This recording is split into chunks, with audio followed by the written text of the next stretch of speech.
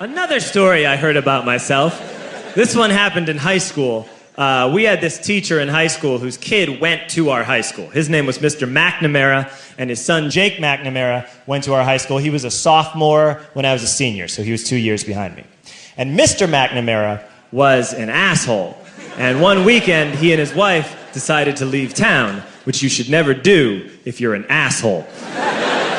And Jake McNamara decided to throw a party at the teacher's house. Hooray! And everyone around town heard about it, and we all got up individually and thought, okay, let's go over there and destroy the place. I walked into this party, everyone I had ever met was there, and everyone was drinking like it was the end of the world.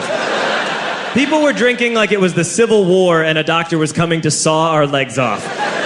It was totally unsupervised. We were like dogs without horses. We were running wild. I walked down to the basement. They had a pool table in the basement. One dude took a running start and threw his body onto the pool table and broke it in half. Another kid found out which room was Mr. McNamara's and went upstairs and took a shit on his computer. So the party was going great. I'm standing in the basement, and I'm holding a red cup. You've seen movies. And I'm standing there, and I'm holding a red cup, and I'm starting to black out. And I guess someone said, like, something, something, police. And in a brilliant moment of word association, I yelled, fuck the police! Fuck the police! And everyone else joined in. 100 drunk white children yelling, fuck the police.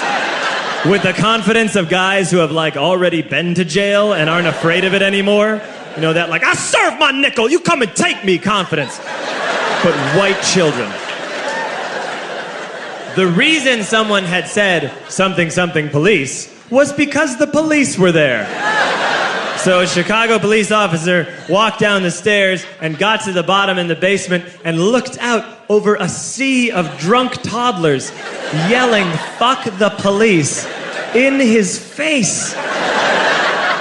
And he was almost impressed. He was like, wow. And then he leaned into his walkie-talkie and went, get the paddy wagon. And my friend John, who is now a father, this man now has a baby, he grabbed a 40, smashed it on the ground, and yelled, scatter! And everyone ran in a different direction. We all ran in different directions. It was like that scene in Ratatouille when the humans come in the kitchen and all the rats go in different ways. We all ran in different directions. I ran into the laundry room, and I jumped up on the washing machine, and I crawled out through a window into the backyard, and now I'm running through the backyard, and there was this big chain link fence, and I thought, I've never climbed a fence that high before. And then I woke up at home.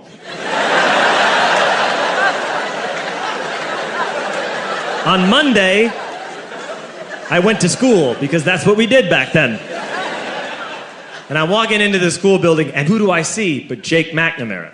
And he says to me, hey, were you at my party on Saturday? And I said, no. You know, like a liar. And he said things got really out of hand. Someone broke the pool table. Someone took a shit on my dad's computer. But the worst thing, he says, the worst thing is that someone stole these old antique photos of my grandmother, and my parents are freaking out about it. And I had that thought that only blackout drunks and Steve Urkel can have.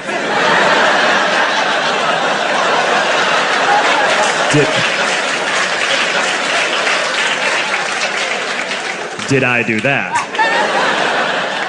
I figured, no, I wouldn't have done that. But I was never sure. Until 2 years later. Relax. I'm playing video games with this kid named Alex that we also went to high school with. 2 years later, we've graduated by now. We're playing video games for a couple hours.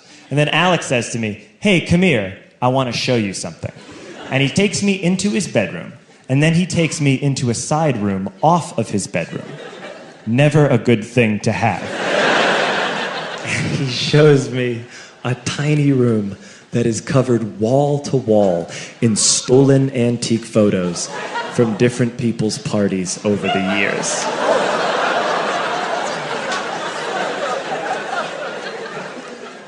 I said, why? Why do you do this? And Alex said, because it's the one thing you can't replace.